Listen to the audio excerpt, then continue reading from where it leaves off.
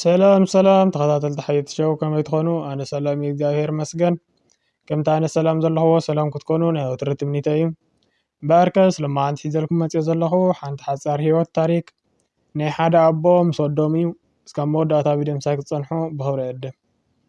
ኣቶ በርሀ ንወዶም ሮቤል በይኖም ኮይኖም እዮም ዓብዮሞ በዓልቲ ቤቶም ንሮቤል ህፃን ከላ ስለ ዝዓረፈት ኣቶ በርሀ ከም ኣቦን ከም ኣዶን ኮይኖም እዮም ዓብዮሞ ወደይ ከምዚ ኸማይ ሓረስታይ ኮይኑ ከይተርፍ ኢሎም ዘለዎም ከፍትን በጊዕን ሸይጦም እዮም ኣምሂሮሞ። ሮቤል ጎበዝ ተምሃራይ ነበረ። ትምህርቱ ወዲኡ ኣብ ከተማ ዓብይ ስራሕ ሓዘ። ምስ ሓንቲ ጓል ሃፍታም ተመርዒዩ ቀስ ብቐስ ናብራ ከተማ ምስ ለመደ ግን ነቲ ኣብ ገጠር ዘሎ ኣቡኡ ምድዋል ኣቋረፀ። ስራሕ ከም ዝበዝሖ እናመሰለ ንዓመታት ኣይተረኣዮም። ሓደ መዓልቲ ኣቶ በርሀ ንወዶም ክሪእዎ ዓብይ ናፍቖት ሓደሮም። እንታይ ኮን ይገብር ኣሎ? ሓንሳብ ዶ ክሪኦ ኢሎም እታ እንኮ ዘላቶም ፃዕዳ ጋቢ ተጎልቢቦም ካብ ገጠር ናብ ከተማ ተወገሱ።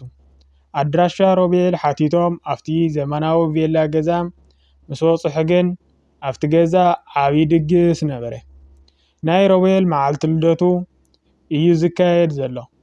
ብዙሓት ሃፍታማት ኣዕሩኽቱ መሳርሕቱ ተኣኪቦም ይበልዑ ይሰትዩ ኣለዉ። ኣቶ በርሀ ተሓጎሱ። ወደይ ከምዚ ኢሉ ክበፅሕ ፈጣሪ ይመስገን ኢሎም ናፍቲ ኣፍ ደገ ቅርብ በሉ።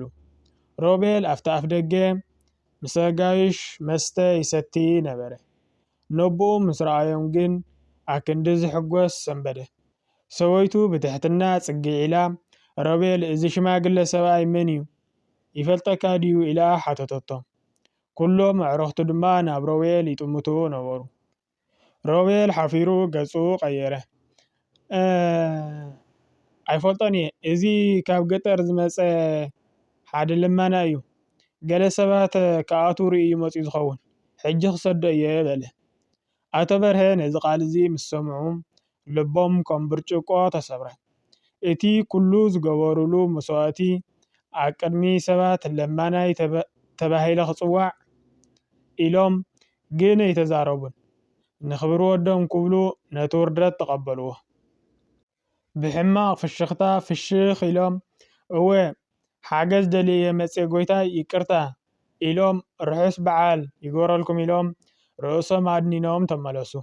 ሮቤል ቅልጥፍ ኢሉ ካብ ጅብኡ ገንዘብ ኣውፅኡ እንካ ኺድ ኢሉ ክህቦም ፈተነ።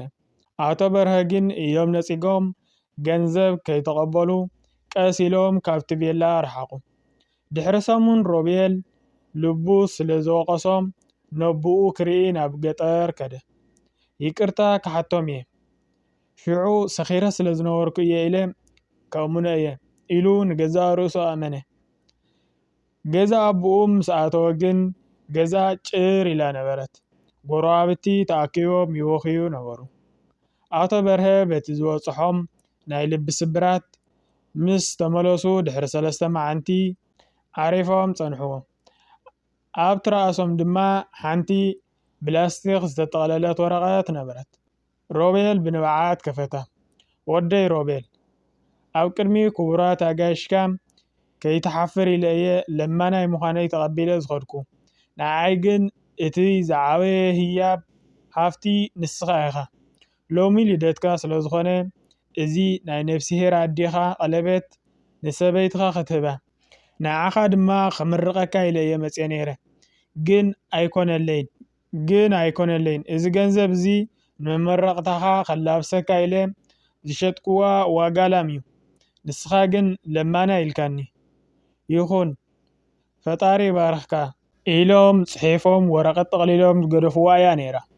ሮቤል ኣብ እግሪ ሬሳ ኣቡኡ ተደፊኡ እውይ በለ። ግን እቲ ጣዕሳ ንዘላለም ምስኡ ክነብር እዩ። ወላዲ ክስካብ ዘሎ ኩሉ ቀሊል ይመስል ምስ ከዱ ግን እቲ ባድኖት ብወርቂ ክትኮ ኣይትኽእልን ኢኻ። ናይ ሎማዓንቲ መሃሪት ዛንታና ነዚኣ ትመስል ነይራ። ናይ ኣቦን ምስ ወዶም ዘሕለፍዎም ሓንቲ ሕፅር ዝበለት ዛንታ እያ ነይራ። ተማሂርኩምላ ክትኮኑ ተስፋ ይገብር። እንተዳ ተማሂርኩምላ ላይክ ሸር ሰብስክራይብ ብምግባር ቤተሰብ ቻነል ኩኑ። ከምዚኦም ዝኣመሰሉ መሃርትን መዘናግዕትን ዝኾኑ ሓፀርቲ ሂወት ታሪካትን ዛንታታትን ካልኦት መዘናግዕትን እንለቀሉ ዩቱብ ቻነል እዩ። ላይክ፣ ሼር፣ ሰብስክራይብ ምግባር ኣይትረስዑ። ይቀኒየለይ።